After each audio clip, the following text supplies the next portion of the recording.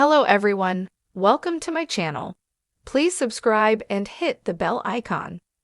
8 Harsh Realities of Rewatching Yellowstone Season 1 After the Series Final. This article mentions suicide. Some harsh realities come with rewatching Yellowstone Season 1 now that Taylor Sheridan's original neo-Western show has ended. Yellowstone began in 2018, helmed by Kevin Costner as John Dutton IE, a fifth-generation Montana rancher desperate to protect his family and the legacy of the Dutton family tree. John Dutton's family owned the largest contiguous ranch in the United States, comprising hundreds of thousands of acres. At the end of Yellowstone Season 5, John's kids, Beth, Kelly Riley, and Case, Luke Grimes, trade in their family's legacy to protect it, with John's son selling the Yellowstone Ranch to the Broken Rock tribe, the ultimate preservationists. Case's decision brought Yellowstone full circle, fulfilling Taylor Sheridan's prophecy in 1883 that said the Duttons would give the land back to the ancestors of its indigenous stewards. Still, some elements of Yellowstone Season 1 stand out now that the series has concluded. One of the harshest realities of Yellowstone Season 1 is that Jamie Dutton, Wes Bentley, was the best lawyer for the Yellowstone Ranch. In Yellowstone series premiere, Jamie vehemently defends the ranch against an eminent domain case, arguing his position with intellect, skill, and charisma with great success. Ultimately, Wes Bentley's Jamie was one of the first to see that the biggest threat to the family keeping the ranch was his father, who refused to modernize his approach. Of course, Jamie doesn't subscribe to the family's commitment to preserving the land like his father and siblings. One of the many reasons that Jamie becomes an antagonist as Yellowstone progresses. Still, despite having a different vision, Jamie is happy to please his father and follow through on orders successfully and without question until Beth's arrival. Beth is hostile toward Jamie, disrupting his status quo in tandem with Lee Dutton's Dale Annabelle death. In Yellowstone Season 1, Monica Long Dutton, Kelsey Asbill, has a robust story outside of life on the Yellowstone Dutton Ranch. Casey's wife is a teacher at the school on the Broken Rock Reservation, which gives her purpose and fulfillment outside of her ties to Casey's family.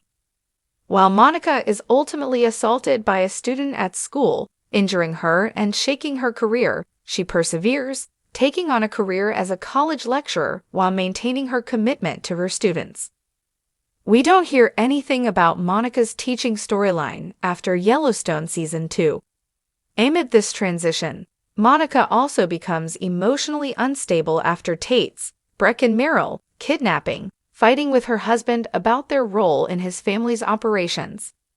Ultimately, Taylor Sheridan missed an opportunity to further develop Monica's story outside the Dutton family's war, showing what's at stake for the Broken Rock tribe's most represented member. Thomas Rainwater's story also could have been fleshed out more to better round out Yellowstone and its message. In Yellowstone's premiere, Rainwater tells a Montana senator that he believed he was Mexican until he was 18, only learning about his Native American heritage after his adoption records were unsealed. When Thomas threatens John Dutton in Yellowstone Season 1, we learn about his extensive business background, attending Harvard before working at Merrill Lynch.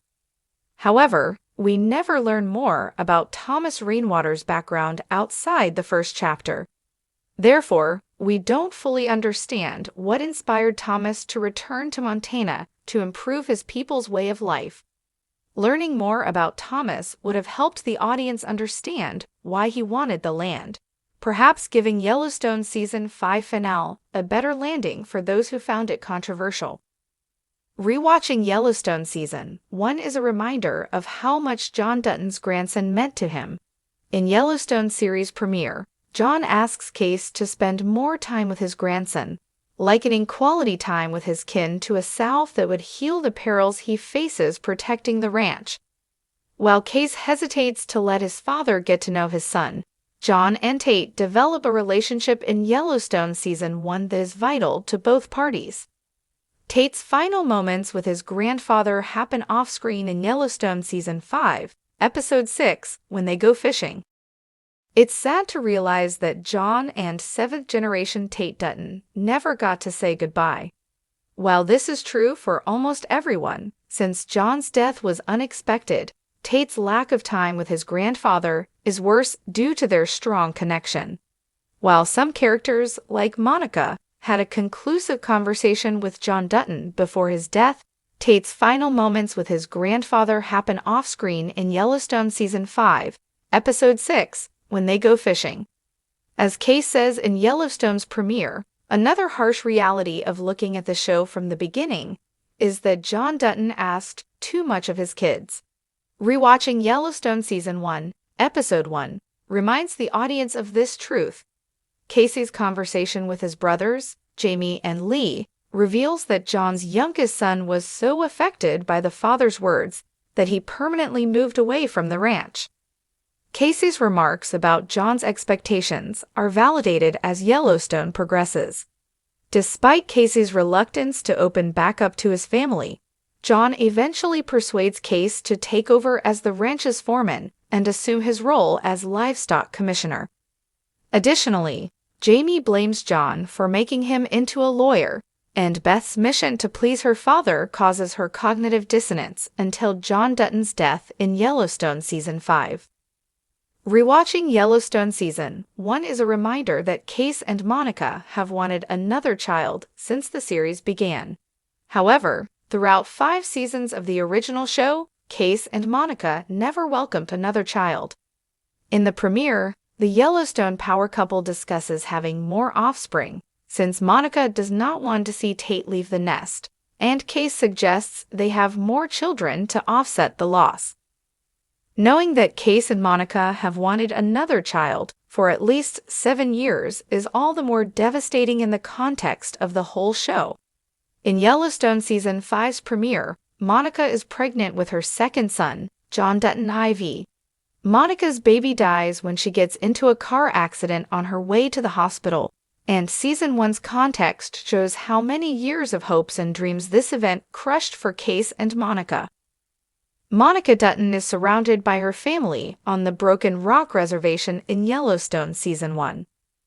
Monica has a community comprised of her loved ones, and she prepares dinner with her sisters and jokes with her brother as they sit in Monica and Case's living room in the premiere. The beginning of the show contrasts with Monica's experience later, when she gets sucked into qualms that plague the Dutton family tree. By Yellowstone Season 5, Monica has lost her whole family, except for her immediate clan and her grandfather, Felix Rudy Ramos. Monica begins to lose her kin in Yellowstone's premiere, when a range war between the ranch and her tribe causes a hostile conflict, ultimately forcing Case to shoot Monica's brother, Robert Long, Jeremiah Bitsu, in self-defense.